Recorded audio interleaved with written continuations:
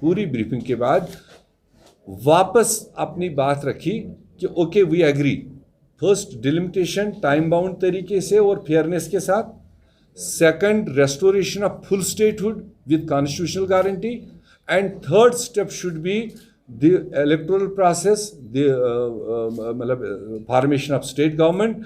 ये आप तीन चीज़ें एक दूसरे के साथ जोड़ते हुए एक कैलेंडर के तौर पर तैयार कीजिए। अगर आप इस लाइन पर चलेंगे, delimitation, restoration of state and then formation of government, तो हमें कोई एतराज़ नहीं, हम सब लोग इस प्रोसेस में शामिल हो जाएंगे। और बाकी लोगों ने तो आपके सामने बात रखी है, और मुझे लगा कि जो कांग्रेस पार्टी ने कंप्लीट होमवर्क करके सारे लेयर्स से डिस्कशन करने के बाद में जो हम लोगों ने वहाँ पर सारी प्रेजेंटेशन दी और अपना एजेंडा वहाँ पर सामने रखा, और मैं फ़ख्र से कह सकता हूँ इतनी मेहनत, इतनी थॉट प्रोसेस के साथ में उस मीटिंग में जाने का जो कांग्रेस ने प्रोसेस किया था, मुझे नहीं लगा ऐसा सारे लोग कोई तैयारी करके आए थे। उन्होंने भी अपने अपने तरीके से बातें रखी, हमने किसी को काउंटर करना यहाँ पर नहीं है। उनकी अपनी अपनी पार्टी की लाइन क्या थी वो उन्होंने वहाँ रखी, वहाँ क्या कहा, बाहर क्या कहा, वो आपके सामने है। मगर मैं क्लियर कट तरीके से आपको ये सारी चीज़ें जो बताई, जो प्रोसेस बताए, this was the Congress process and this was the way of Congress talking in the all party meeting, जिसको अगले साइड ने भी तकरीबन उसी एजेंडे को फिर ऑन किया। अब उस पर अमल कितना करेंगे, now ball is in the court of government of India. कल वो ये नहीं कह सकते थे कि हमने बुलाया था, आप लोग आए नहीं, आपने अपना कोई व्यू नहीं रखा।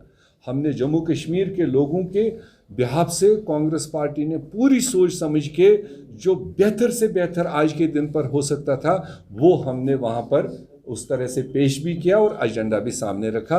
ये मेरा मोटा तौर आपको बताने का मतलब। इस पार्टी की सारी डिटेल देने के बाद में, एक रोड मैप देने के बाद में, जब होम मिनिस्टर साहब ने ज़्यादा स्ट्रेस दिया कि हम वचनबद्ध है कि हम स्टेट रेस्टोर करेंगे, हम पार्लियामेंट में हम कमिटमेंट कर चुके हैं, देश के सामने कर चुके हैं, उससे हम रिटर्न नहीं हो रहे हैं, हमारी कमिटमेंट है।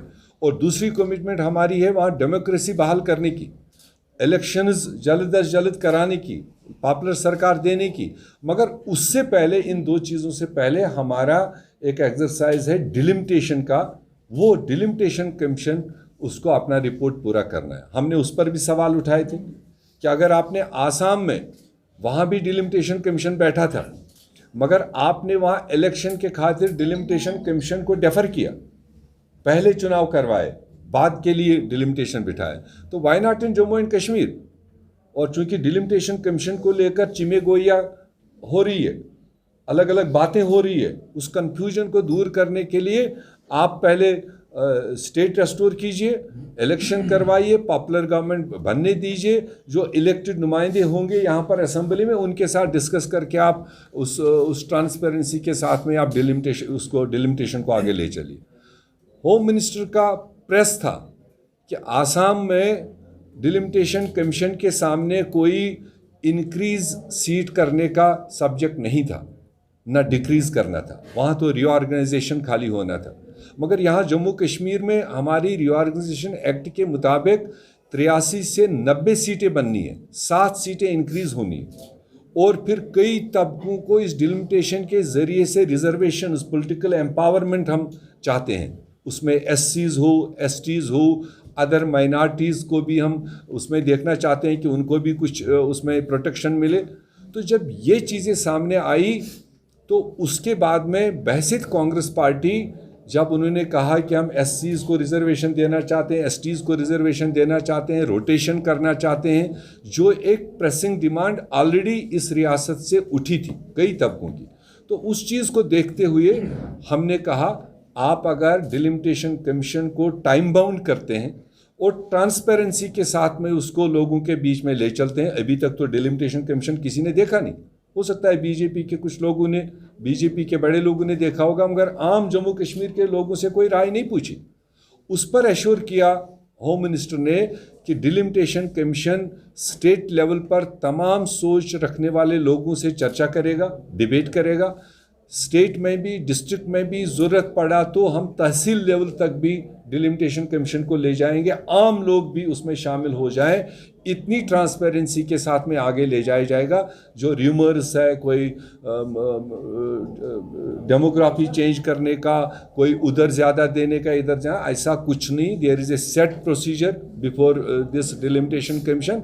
उस सेट प्रोसीजर के मुताबिक जम्मू कश्मीर का ये काम पूरा। क्या आप ये कह रहे हैं कि मैटर सब जुडिस है तो आप इस बारे में बात नहीं करेंगे, या आप कुछ बताइए हमें कि अभी आपका स्टैंड? नहीं, बात करने में किसी को रोकथाम नहीं है।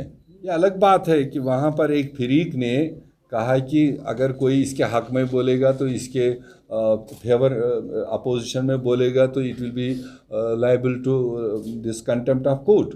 मगर वो तो चलो एक वकीलों वाली थ्योरी है।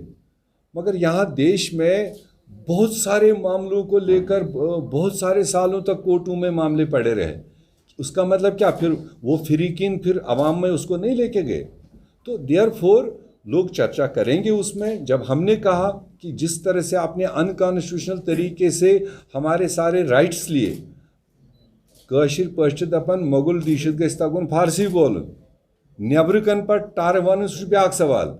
कांग्रेस पार्टी इतनी हिम्मत रखती है कि हमने वहाँ पर कहा जहाँ कहना चाहिए था, और हमने वहाँ पर कहा कि जिस गैर जमहूरी तरीके से आपने लिया, ये हिस्ट्री में हिस्ट्री भूल नहीं सकती है। जम्मू कश्मीर के लोग नहीं भूल सकते हैं। चूँकि हम 370 देने वाले थे तो हम कभी इस 370 को तोड़ने वाले तो बन नहीं सकते थे। ये तो सारे जम्मू कश्मीर को पता है, सारे हिंदुस्तान को पता है, सारे दुनिया को, आलम को पता है। Constitutional guarantees to job and land rights, ये दो चीज़ मुख्य तौर पर वहाँ पर डिफाइन की गई। उसके सारे मतलब पैरामीटर्स वहाँ उनको बता दिए गए। और उसके बाद कांग्रेस पार्टी ने कहा आप ये रेस्टोर कीजिए।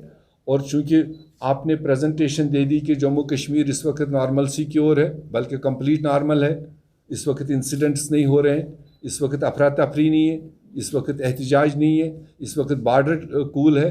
तो ये अगर सारा चीज़ आपके किताब के हिसाब से ठीक है, तो आपने कहा था अनुकूल वक्त पर हम स्टेट रेस्टोर करेंगे। तो हमारे हिसाब से आपके रिकॉर्ड के मुताबिक अनुकूल वक्त है, प्रॉपर टाइम है, you restore the state first.